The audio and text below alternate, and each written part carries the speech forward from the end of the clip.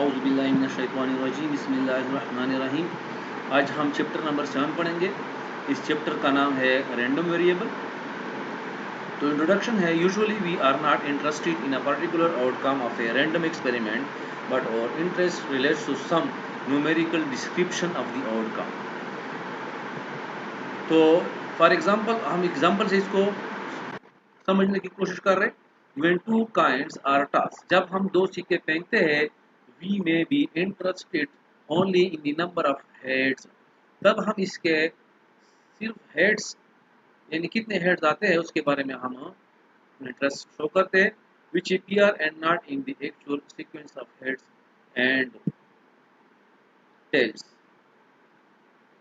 which is not numerical quantity. To express the outcome in a number, we assign to each non-numerical outcome of the sample space H one of the numbers I corresponding to the number of heads appearing. That is, we express the outcome in terms of numerical values as domain or sample space EI, range or corresponding value x equal to f of e.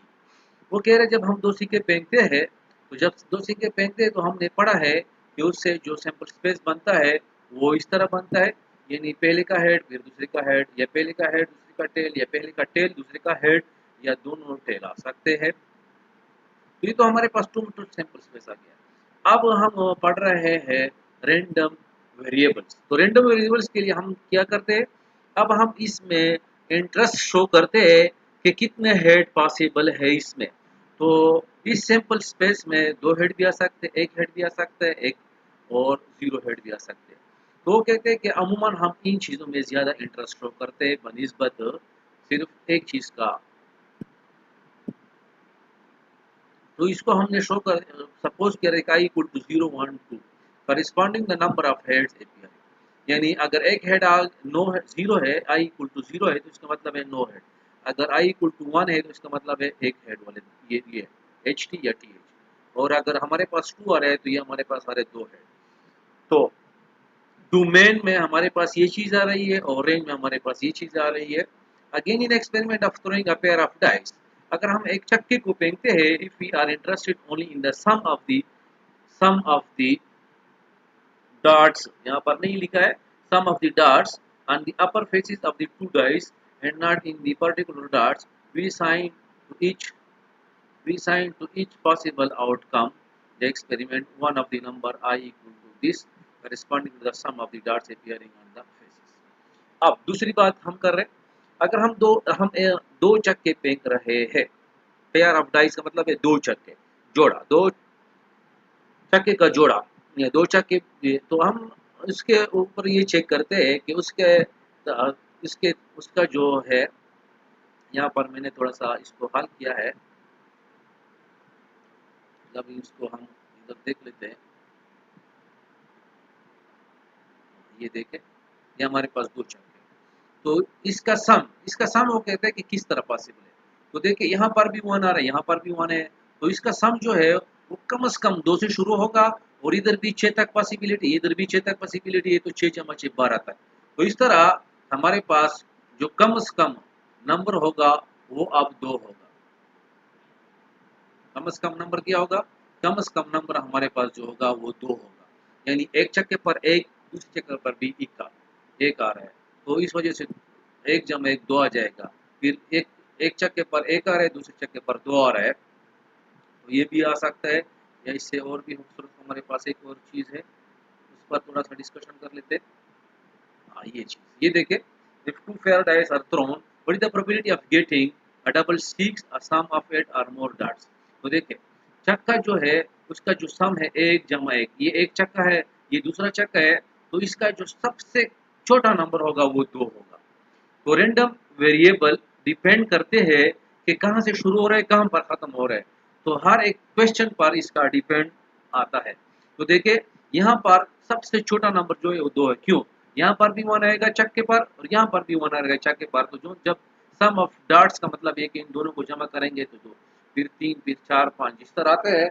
आखिर में देखें, चक्के पर एक चक्के पर 4 है, दूसरे चक्के पर भी 4 है, तो इस तरह तो हमारे पास 6 जमा 6 12, ये हमने सम के लिए इस्तेमाल किया कि ये आ रहा है। ये हमने क्लास में भी तफसीलन पढ़ा था और इसके बाद एक और क्वेश्चन आ रहा है तो उसमें भी हम इसको तफसीलन पढ़ेंगे। यहाँ पर रैंडम वेरिएबल्स का मतलब ये है कि ये क्वेश्चन पर डिपेंड करता है कि 0 1 2 लिखेंगे या 2 3 4 5 6 अप टू 12 लिखेंगे, क्या लिखेंगे। ये आप लोगों का काम है कि क्वेश्चन को देखकर आप लोगों ने डिसाइड करना होगा कि यहाँ पर हमारे पास क्या है। तो दो छक्के का हमने पढ़ लिया है कि sum of the dots on the upper faces of the two dice, तो ये कम से कम 2 होगा और सबसे ज्यादा 12 आएगा। It is clear that the number 0, 1, 2 and 2, 3, 4, 5, 6 up to 12 and the above cited example are random quantities determined by the outcome of the random experiment such as a numerical quantity whose value is determined by the outcome of a random experiment is called a random variable.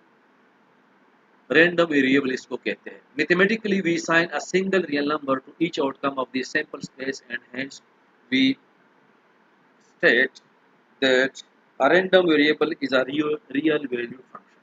तो यहाँ पर सबसे important चीज आ रही है कि हमने रैंडम वेरिएबल्स को हम रियल वैल्यू फंक्शन भी कह सकते हैं या कहते हैं, define on a sample space, किसी भी सैंपल स्पेस पर।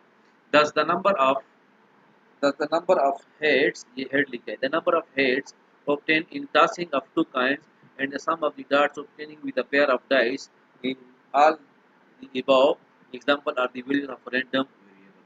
वो कहते हैं कि 0 1 2 ये हमारे पास भी रैंडम वेरिएबल है और दूसरे क्वेश्चन में 2 3 4 5 6 ये हमारे पास रैंडम वेरिएबल को शो करते हैं। तो मेरे ख्याल में ये इतनी मुश्किल बात नहीं है कि जब हम किसी सिक्के के हेड के बारे में सोचते हैं कि कितने हेड पॉसिबल है, 1 हेड 2 हेड या 0 हेड, तो इसको वो ये लोग कहते हैं कि ये रैंडम वेरिएबल कहलाता है। और ये कहाँ से आता है, ये हमारे पास आता है रैंडम एक्सपेरिमेंट्स। जब हम एक्सपेरिमेंट करते हैं तो इस हमारे पास ये चीज़ आ रही है और इसमें इतनी मुश्किल बात नहीं है। इसके बाद हम क्वेश्चन की तरफ आएंगे तो इंशाल्लाह इसके बाद हम क्वेश्चन शुरू करें। हाँ, ये भी एक यहाँ पर एक दो चीज आ रही है।